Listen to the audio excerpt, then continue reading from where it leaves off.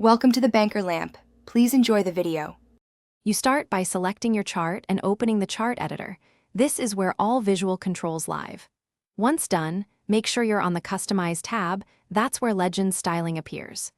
You'll see a legend section with position, font, and text color options. Don't skip setup if you need to change data ranges first. The reason is simple. The legend reflects series names and colors tied to your chart data, so confirm the right series are present before editing colors. Now you'll change the series colors that drive the legend entries. Open Customize, then Series, and choose a series from the drop-down. You'll see a color swatch. Click it to pick a preset or enter a hex code for precise branding. You can also adjust opacity and stroke if available, which affects legend swatch display. After selecting a color, Google Sheets updates the chart and legend automatically, so repeat this for every series you want to modify to keep the legend consistent with the chart. Finish by fine-tuning the legend itself. Open the legend section to change position, font, and text color so labels remain readable.